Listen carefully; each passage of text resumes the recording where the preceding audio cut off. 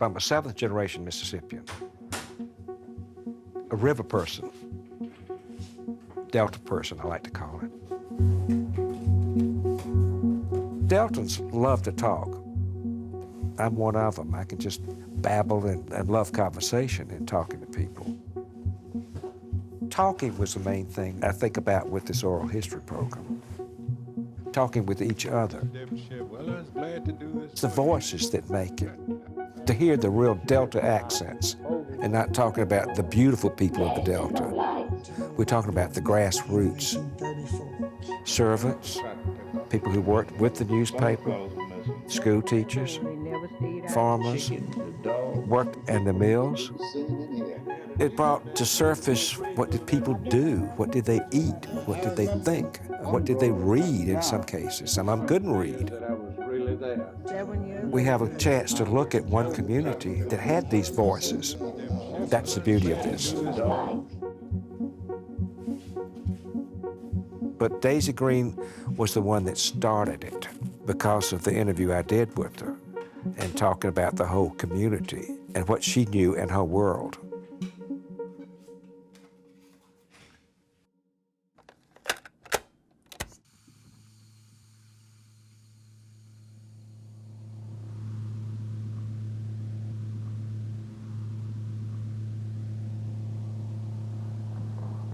Daisy M. Green. I was born 1904, April 22nd. We're at North Orange Street in Greenville.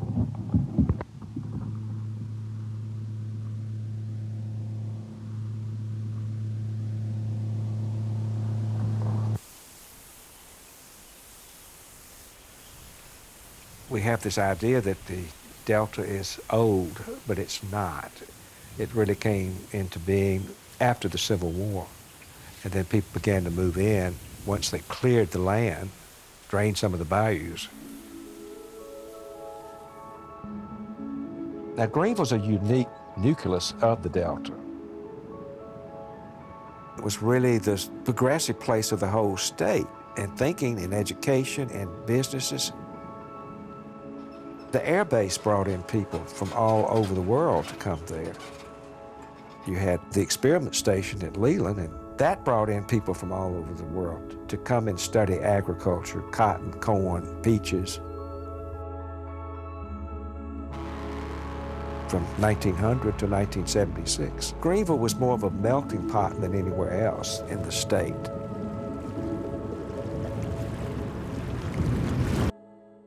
In the early 70s, my mother, she'd had some surgery, so I was staying in Greenville a good bit. I was associated with the archives in Jackson. I had done oral histories before in the Natchez area, so I was asking a few people. I knew Roberta Miller, and she was saying, well, y'all need to do some oral histories, particularly with Daisy Green.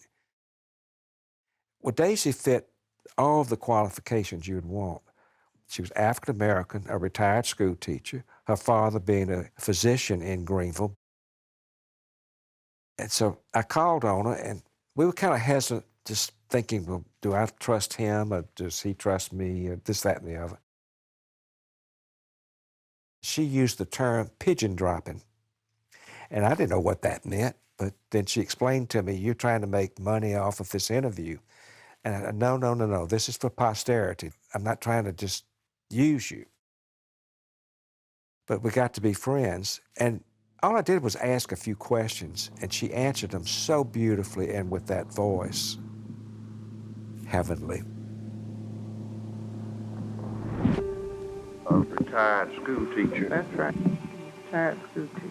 And you retired when? 5 years ago. What school did you teach in Atlanta? Coleman High School, under Mrs. Coleman. So you came and taught in 1924? Yeah. Education was not popular then. And for many years, there were just 10 and 12 high school graduates from Coleman High School. No one sent their children to school except, we'll say, affluent people. It just wasn't stylish to go to school. So it's very fortunate that the system changed as we Now, where did you go to school in Greenville? Or did you? Well, this Catholic school opened. And what was it? Sacred Heart, right Sacred over Heart. here. Oh, it was a new brick school, which was unheard of for black children. There were new desks, nice surroundings, you know, everything freshly painted.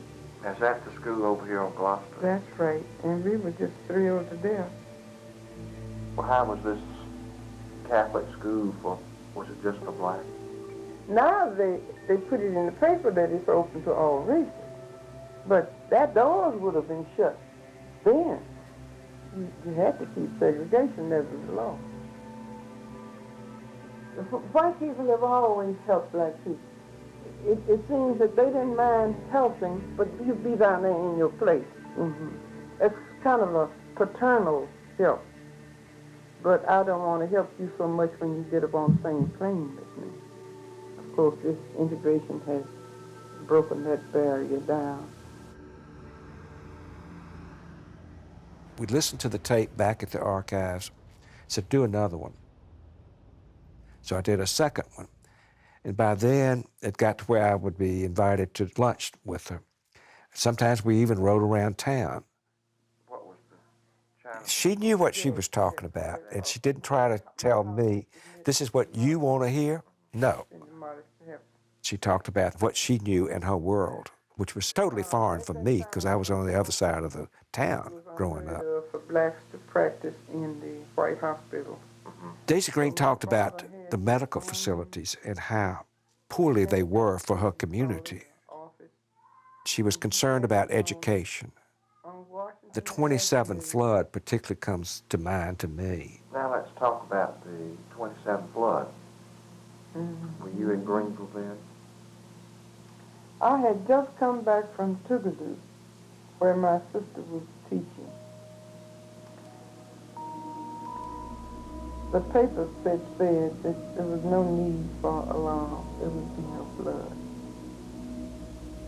Early that morning, we got up and we looked up North Broadway, and you could see a little silver ribbon of water coming down the gutters on either side. And as time passed, that ribbon grew larger and larger. And before we knew it, the street was covered with water. So I said, Mom, I can't take this. So she said, well, you go to Yazoo City to your uncle. There was a barge, an oil barge, that loaded up people and took them to Vicksburg. Oh, the people were just singing the old spirituals, and the echoes were on the water, and the sun was going down. It was very romantic, you know. But after it got so cold, the romance was lost. When we arrived in Vicksburg, believe it or not, I'm not saying this to hurt your feelings, but this is true. Before we could get off that barge, we were detained quite some time because some white man said he wanted to hear them sing some song. I wanted the preachers to sing. And they would not open their mouth.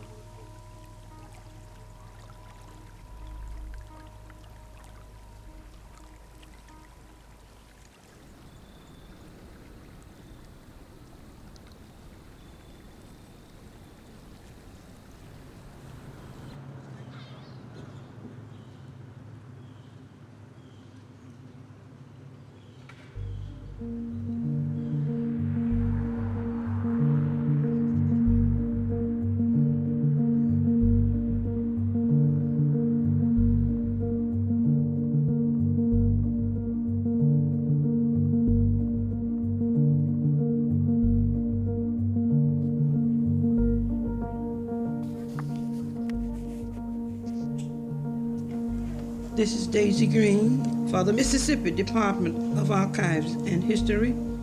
This is Roberta Mill, interviewer. Bert and Daisy Green's legacy is that oral history project with all those interviews. He was quite a problem then for 170 interviews were conducted that covered just a broad spectrum of the community at that time. some rescue, some different. You had the Chinese population, there are people here of Lebanese descent, a really large Jewish population. There were people included that those memories would have just gone by the wayside. Daisy Green interviewing Lieutenant Willie Carson at 1718 Queen City Lane. They wanted to know what is the pulse beat of this community. 545 West Moore 430 North Delta Street. What did you contribute? What did you see? What did you hear? And where did you live? All of these things were important. These two ladies, they carried that ball and they ran with it.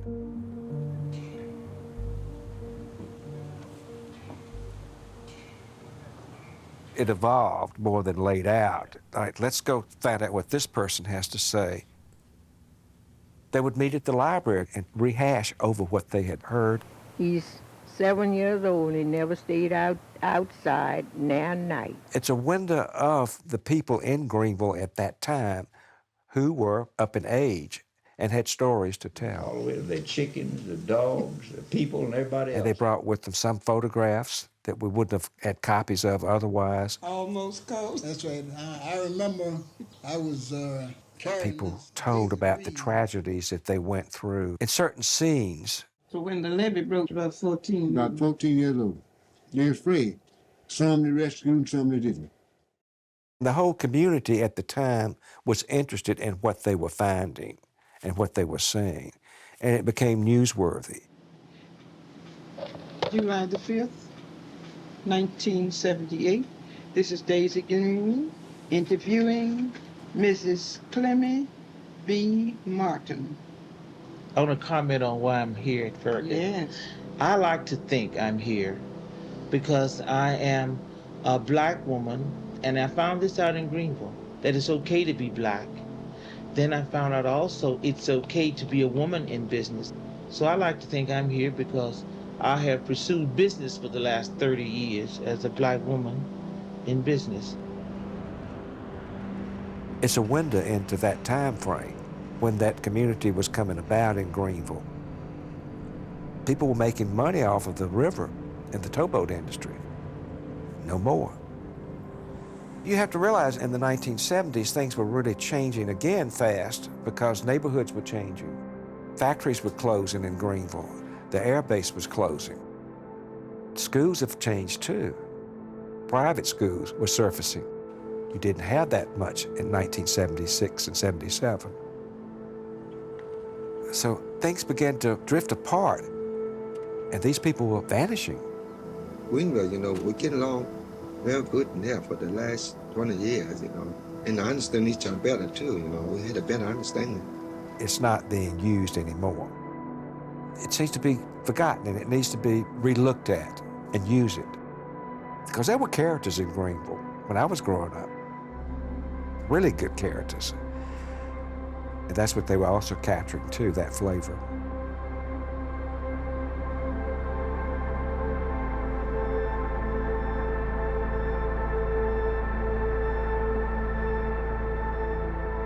I'm very proud of it, I'll tell you that much. And this has been happy to review and look at certain names I had even forgotten about. Because that's been a long time ago. What, 47 years ago? Daisy M. Green. I was born 1904, April 22nd. We're at North Orange Street in Greenville. Daisy Green's voice is part of what made this successful because it was so calming and tranquil to be around her. That's what she was. Oh, about school? Oh, let me tell you this. She was harmony in the community. I was telling you how I had to get such a big salary when I started off. See, I started off making $50 a month. Now what's this?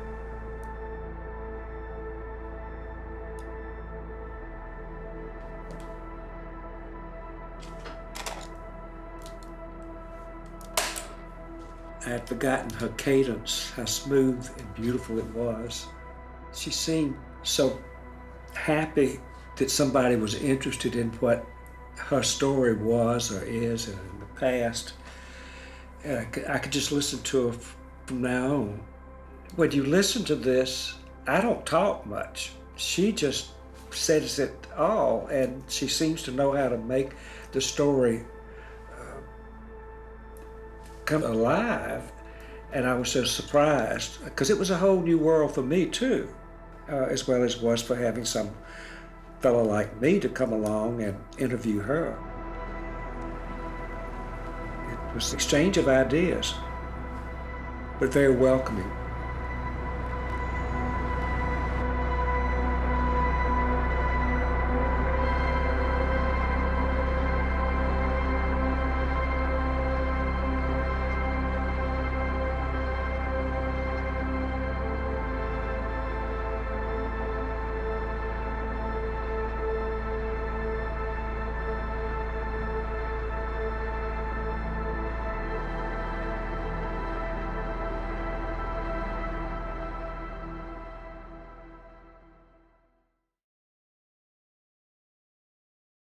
Support for Real South is provided by the ETV Endowment and the National Endowment for the Arts.